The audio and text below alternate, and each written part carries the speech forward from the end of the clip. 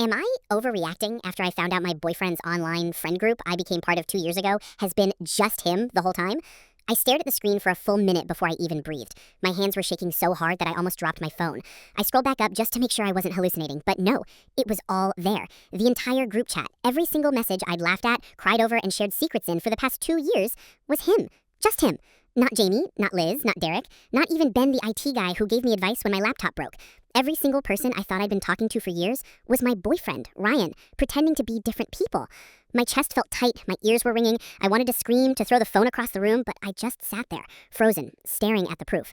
And then, as if the universe wasn't cruel enough, a new message popped up in the chat. Jamie, are you okay? You've been quiet for a while. We miss you. I knew exactly whose fingers were typing that message, and I had no idea what I was going to do next. Okay, deep breath. Let me back up because I know this sounds insane. If I were reading this, I'd think I was overreacting or making stuff up for karma, but I promise you, this is real. I met Ryan 3 years ago. We met on a dating app, nothing special. He seemed funny, sweet, and a little nerdy, which I like, honestly. On our second date, he mentioned that he was part of a tight-knit online friend group. He said they were like family to him and that they'd helped him through some rough times. I thought that was adorable. Like, how nice is it to have a group of friends who are always there for you, even online? After we got more serious, he asked if I wanted to join the group. I said yes, of course. He seemed so excited, and I felt kind of honored that he wanted to bring me into his inner circle. So he added me to the group chat on Discord. That's where I met everyone. Jamie, the funny one, Liz, the mom friend, Derek, sarcastic but secretly nice, and a few others who popped in and out. They all welcomed me so warmly, they were fun, supportive, and honestly, over the past 2 years, I started thinking of them as my friends too. When my dog died last year, Jamie stayed up all night with me in voice chat so I wouldn't cry alone. When I was stressed about work, Liz sent me motivational quotes every morning. Derek even mailed me a birthday card last year. Well, Ryan gave it to me and said Derek had sent it to him for me, but I didn't think twice about it. 2 years. 2 whole years of talking to these people every single day, sharing my life with them, letting them in on things I didn't even tell my real life friends sometimes. And today, I found out they don't exist. So here's how it happened. Ryan left his laptop open on the kitchen table this morning when he went for a run. He never does that. He's usually super careful about closing everything, but today, for some reason, he didn't. I wasn't snooping, okay? I was just grabbing my coffee, and then I saw Discord open on his screen. I noticed the friend group's name at the top of the chat, so I smiled and leaned over, thinking maybe I'd just see a meme or something, but then I saw something weird. The chat window was open, but so were like 8 other windows, all different Discord accounts. At first, I thought he was doing some kind of tech thing, maybe testing something, but then I looked closer, and I saw the usernames. Jamie, Liz, Derek, all of them, logged in at the same time. I clicked on one of the windows, Jamie's, and my heart just stopped. There was no separate account information, no separate email. It was all tied back to him. That's when it hit me. I checked Liz, same thing. Derek, same. Every single one was his. My hands went cold. My face felt like it was on fire. 2 years, 2 whole years of talking to these people every single day, sharing my life with them, letting them in on things I didn't even tell my real life friends sometimes. And today, I found out they don't exist. So here's the worst part. I can't even confront him yet because just as I was standing there trying not to scream, I heard the front door unlock. He was back from his run. So now I'm sitting here in the bedroom, phone in hand, staring at a new message from Jamie, asking if I'm okay, knowing full well it's him, in the other room, pretending to care through a fake person. And I don't know what's worse, how angry I am or how scared I am to ask him why.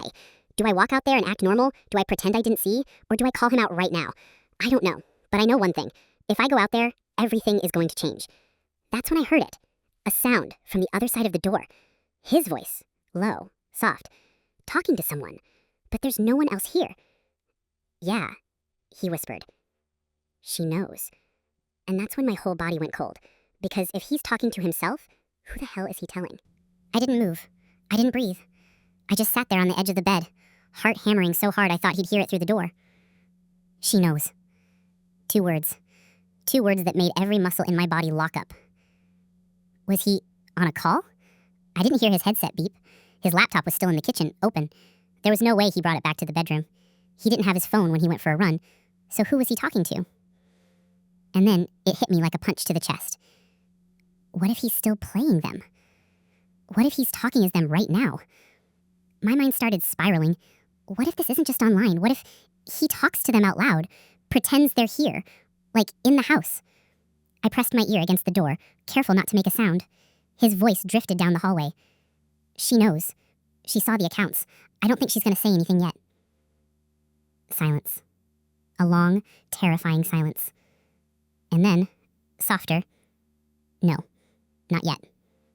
No what? Not yet what? I stepped back from the door like it had burned me. My whole body was trembling. I didn't know if I should run, or scream, or laugh because this couldn't be real, right? Except it was. I opened Discord on my phone again. The group chat was still up. Jamie's last message, You okay? You've been quiet for a while. We miss you. Sat there like a loaded gun. I stared at it. Then, almost on autopilot, I typed back. Me. Yeah, sorry, just thinking about stuff. All good. A reply came instantly. Jamie. You sure? We're here if you need to talk. I swallowed hard. I looked toward the bedroom door, and I swear to God, at that exact moment, I heard something. A laugh. Not loud. Just a breathy, low chuckle. Like he was amused. Like he was reading what I wrote as Jamie. That was the first time I felt it, that crawling, skin-tightening feeling that I wasn't alone. Even though logically I knew I was, the apartment felt different. He was out there, moving around slowly, humming under his breath. I could hear him opening cabinets in the kitchen, like everything was normal. But nothing was normal anymore. I needed to see what he was doing. I crept to the door, turned the lock as quietly as I could, thank God for old doors that don't click loudly, and opened it just a crack. I expected to see him at the counter, or scrolling on his phone. I did not expect to see this. He was sitting at the kitchen table, laptop open, but he wasn't typing. He was talking to empty chairs. There were 3 chairs pulled out around the table, like people were sitting there. And Ryan, my sweet, nerdy, funny boyfriend, was smiling at them, gesturing with his hands like he was in the middle of a conversation. I couldn't hear the words at first, so I inched closer. Yeah, I know, she's curious now, but we can fix that, right? Pause. A nod. Like he was listening to a response. My stomach turned to ice. He tilted his head to the chair on the right. Jamie, don't start. You're always so dramatic. I don't remember going back to the bedroom. I just remember my vision tunneling and my legs moving on their own. I shut the door, locked it, backed up until I hit the dresser. I was shaking so hard my teeth were chattering. This wasn't just some online fantasy. He believed they were real. Or at least, he was acting like they were. I picked up my phone with sweaty hands and opened the group chat again. Me. What are you guys up to? Jamie. Just hanging out with Ryan Law. He says hi. My blood ran cold. They never said stuff like that before. Ever. It was always separate, him and them. They never acknowledged being in the same space. Until now. I had to get out. That was the only thought in my head. Get out. I grabbed my purse, stuffed my wallet and keys in, and tried to steady my breathing. If I acted normal, I could leave without him noticing. I crept to the door, listening for any sound. The humming had stopped. I couldn't hear his voice anymore. I opened the bedroom door slowly. The kitchen was empty. The laptop was closed. The chairs were all pushed in like nothing had happened. Ryan? I called, trying to keep my voice calm. No answer. I walked toward the front door, heart pounding so hard I thought it might explode. I reached for the lock and froze. Because there was something on the door. A sticky note. Bright yellow, my name written on it in big letters. I peeled it off with shaking fingers and read the message. Going for another run. Be back soon. Don't leave. We need to talk. Smiley face. I dropped the note. My hands were slick with sweat. My breath came in sharp, panicked gasps. He knew. He knew I was going to try to leave. And the worst part? The note wasn't in his handwriting. It was in Jamie's. I don't even remember sitting down on the couch. My brain was buzzing like static. How? How? Was he practicing their handwriting? Was he making this a full thing? I opened the group chat again, desperate, my fingers shaking so badly I could barely type. Me. Ryan left? Jamie. Yeah, he needed some air, but we're still here. Smiley face. Wanna hang out? Still here. Still here. I threw my phone on the couch like it had burned me, because when I looked up, there was a chair in the living room, facing me, and it wasn't there before. I don't even know how long I sat there staring at that chair, my mind screaming at me to run, but my body refusing to move. Every shadow in the apartment felt alive. Every creak of the floor sounded like footsteps. And then, my phone buzzed. A message. From Jamie. We can see you. The second I read those words, we can see you, I swear my heart stopped. My breath came in short, sharp gasps as I stared at the glowing screen. My hands shook so hard, I almost dropped the phone. I forced myself to blink, to look away, to focus on anything that made sense. The chair. The goddamn chair. It was still there, sitting in the middle of the living room like it belonged. But I didn't put it there. Ryan didn't either. He'd left for a run. And if I believed what I saw, if I believed what that message said, no, that's insane. I squeezed my eyes shut, pressing my palms to them until colors bloomed behind the darkness. It's just him messing with me. It has to be. He probably left the note, moved the chair, sent the message, all before leaving just to mess with my head.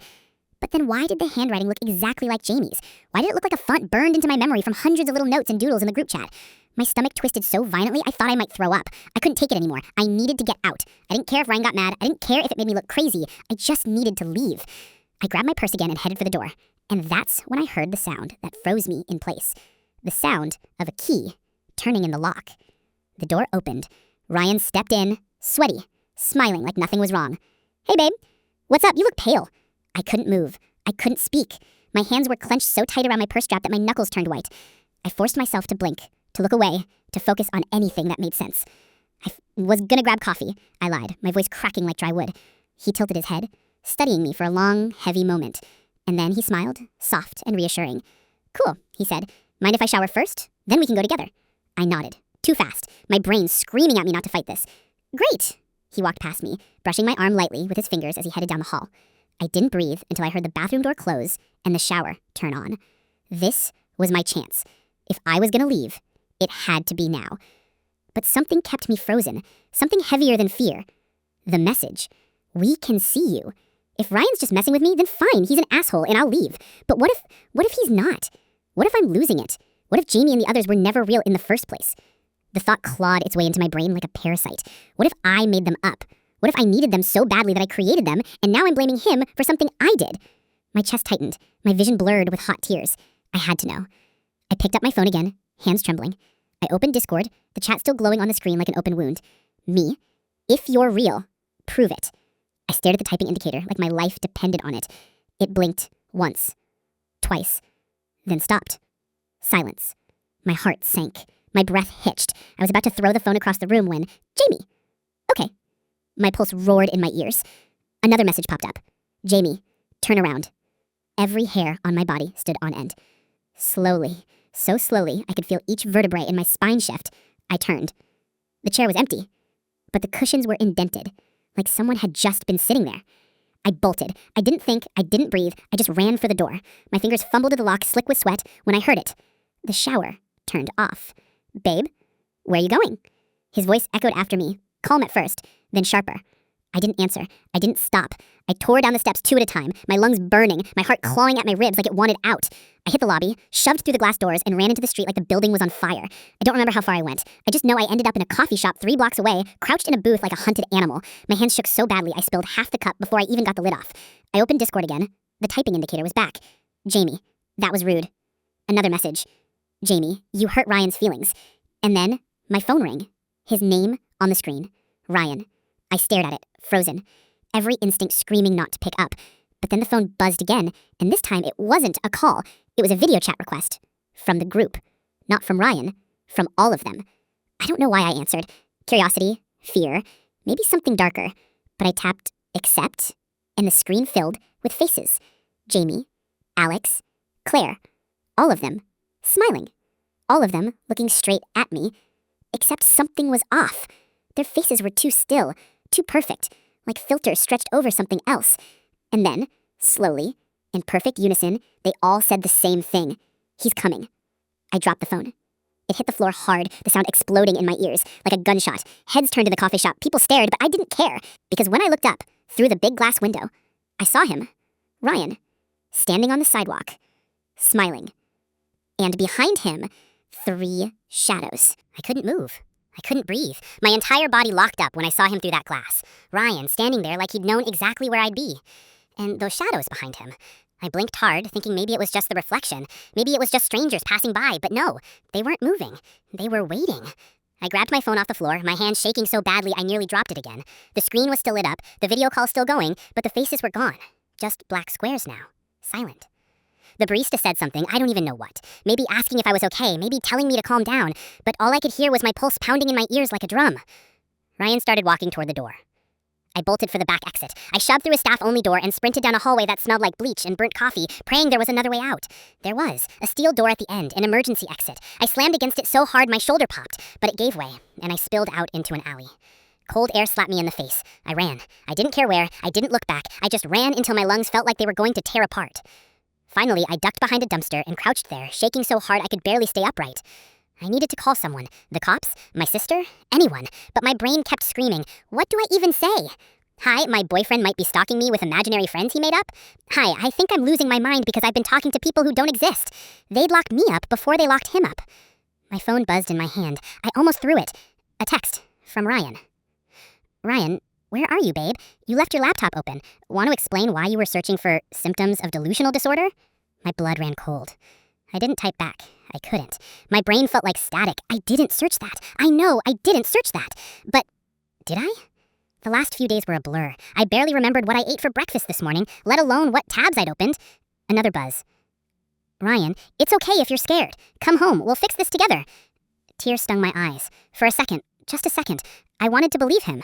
I wanted to believe that maybe he was just trying to help. But then my phone buzzed again. Not a text this time. A Discord notification. From Jamie. Don't trust him. I started crying for real then, silent, ugly tears rolling down my face as I stared at those words.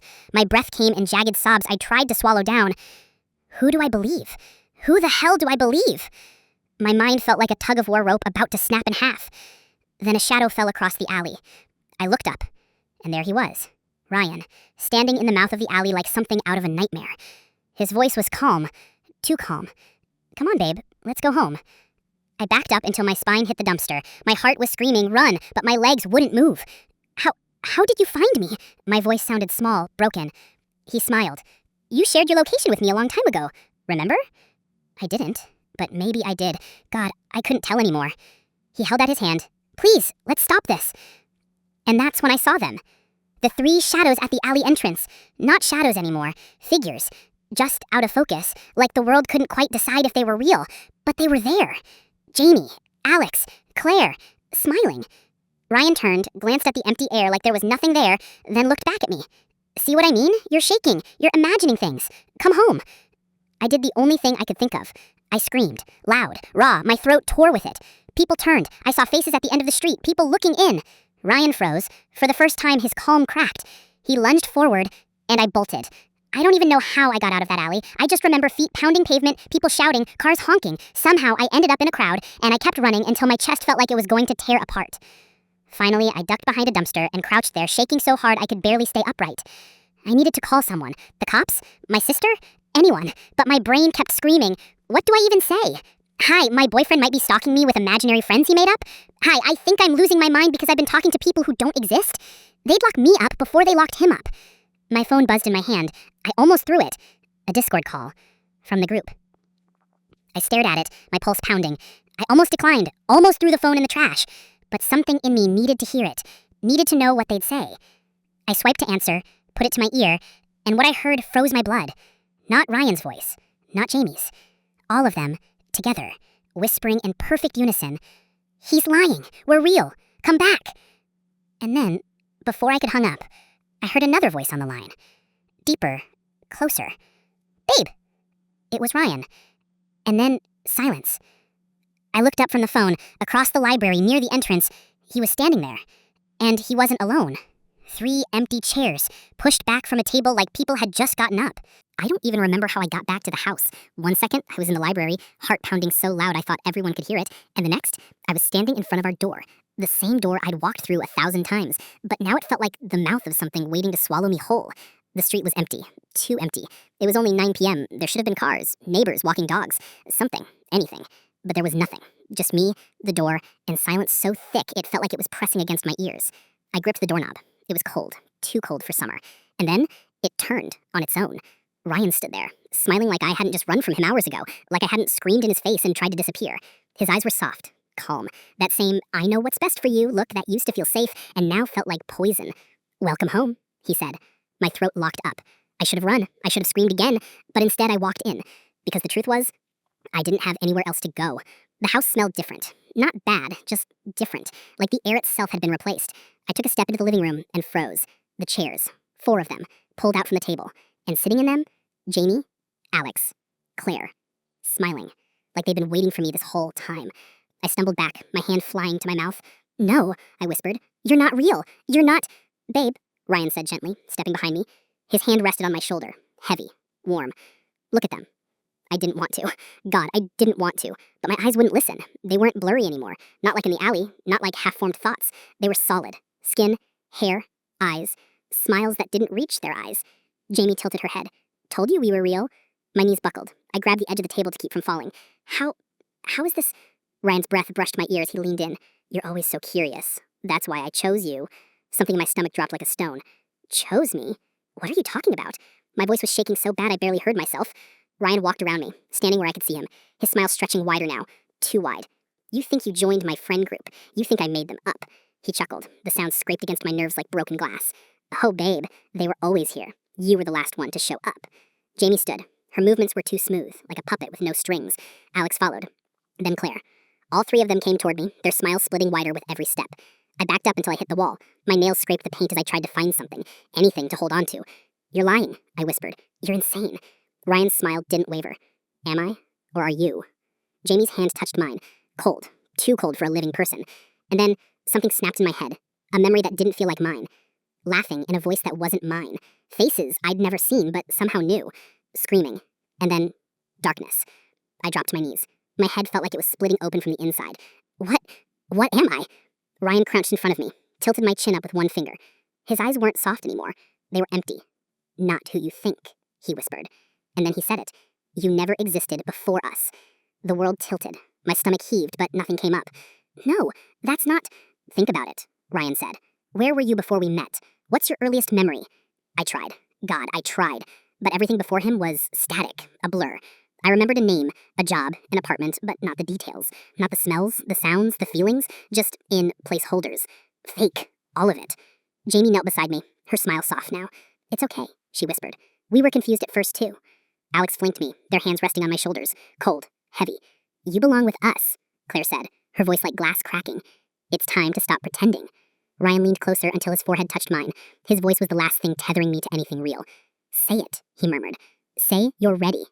And the worst part, I wanted to. Because if I didn't exist before them, then what else was there? The last piece of me, the part that still screamed run, snapped like a brittle twig. I smiled. "I'm ready." They pulled me up, held my hands, and in that moment, something inside me shifted, like a door slamming shut. Memories poured in. Not mine. Theirs. Ours. Laughter that wasn't human. Rooms that weren't real. A voice, deep and endless, whispering one truth over and over. "We were always here. You were always ours." Ryan kissed my forehead, and when he pulled back, his smile was endless. "Welcome home," he said. And for the first time, I believed him. The chairs scraped back on their own. 4 seats, 4 shadows, and now 5. The end.